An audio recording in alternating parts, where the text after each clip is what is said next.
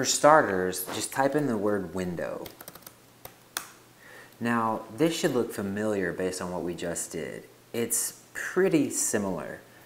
The window object is just an object. It's a special object with loads of built-in stuff, as you can see if you click the down arrow. But it's at the base level, it's an object like we were just dealing with. The window is special in the browser because it represents the top-level object. Everything else is built off of the window. A couple more interesting ones to look at is document, which we'll come back to later. This one is actually just represents all of the HTML that you can see back over here in elements. So that's interesting. Document has some interesting attributes and methods. One of them, which is super useful, is called ready state. Tells you it's complete. Basically what that means is that the document has completely loaded, which is really important. We'll talk about later. Another one that you'll see all the time is console. And that gives us a console object similar to our window type thing. And you can click in. This one specifically has some methods that you'll see all the time. So when you're writing your JavaScript code later and you need to debug something, you'll frequently type out console.log. And since we're already in the console, it just prints it out. But when you're running this in your code, it'll also print it out here, so it's useful. You'll see what I mean later. There's other ones. We could do console.warn. It prints out the same thing with a warning style. So the point is, this is pretty much exactly what we talked about earlier, where we're adding functions inside of objects. So another one is window.alert. And that just calls an alert message. Also, anything attached to the window you can call directly. So for example, I can just say alert, and it does the exact same thing. Another example of this is I can set a variable in the window, which this is super useful, so make note of this, but I could set a variable here and just say, and I can call window.test, or I can just say test, and it does the same thing. So that's interesting. But ultimately, the point is that these are built-in objects inside of JavaScript, and just the same way that we did earlier, they have functions, which I've been calling functions and methods interchangeably, but they're stored within the object, and you can explore by just typing around, digging in, and seeing what's available. One last example with that is if we look back at the console. I'm going to clear all this out so you can see from the top. So console, and if we click in, we have __proto, click in again, and this is where some of this stuff is defined that we were calling. You have log, you have warn, there's a ton of other ones.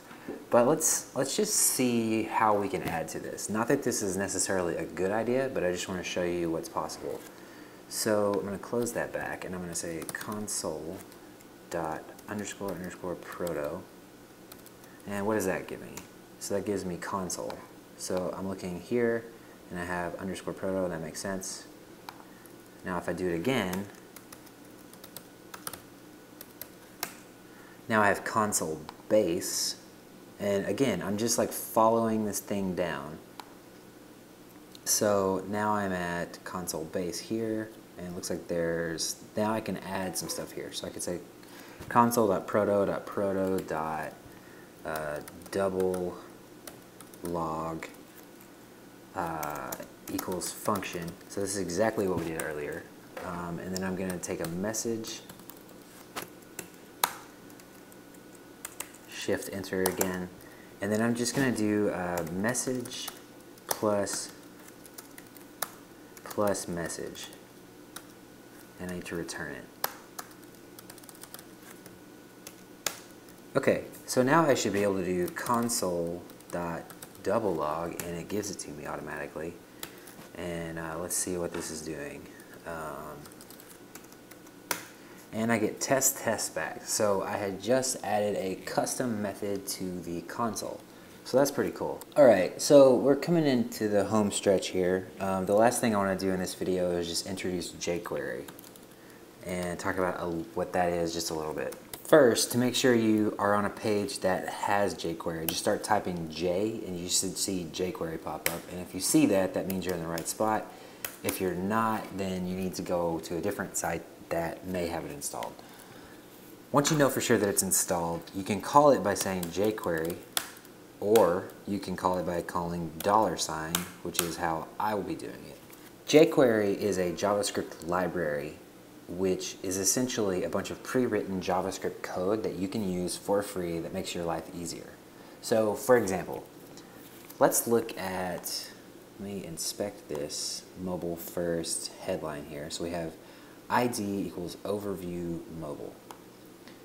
So this is a classic JavaScript way to do this versus the jQuery way to do it. So I could do document.get element by ID, and then I think that was overview mobile. Okay, so that brings back this h2 tag, and if I hover over it, you can see here. Okay, so in jQuery, this # is the CSS selector for ID, if you don't know this. And this is not a CSS class, but we may cover some of that later. So this does the same thing. Similar thing, I should say. If you look at this, this brings back an element that's in an array, and this just brings back the element. And we'll talk about that a little bit later as far as why that is. Another thing that's common, you'll see this really soon, is to select the document, and it gives you the entire document object back. You can select anything. You can select things based on you know, the built-in object name, like we've been looking at, so you could select the window. You can select things based on CSS selectors, which I did with the overview mobile. Let's see if there's what this is. Class language HTML. So I could probably, if I was going to guess, could do dot for, so in CSS selectors you have a hashtag or a # which represents the ID. For a class you use a dot. So I'm going to do language HTML since that was a class. And that gives me back a whole bunch of instances of this. And that's because there's multiple on the page. So let's see, what else? The last thing I want to show is that you can just do regular HTML elements. So I could just do H2, and that's going to give me back all the H2s.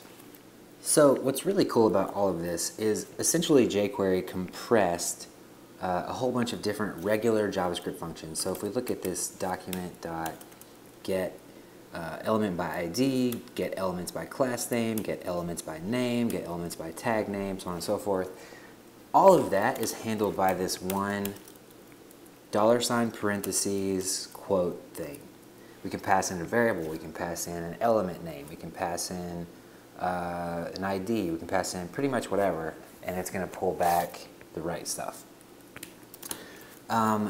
The other thing that this gives us is once we have something like this, we have this $H2 or this $language HTML. It gives us the ability to call a bunch of built-in functions on these types of elements. And that's the subject for the next lesson.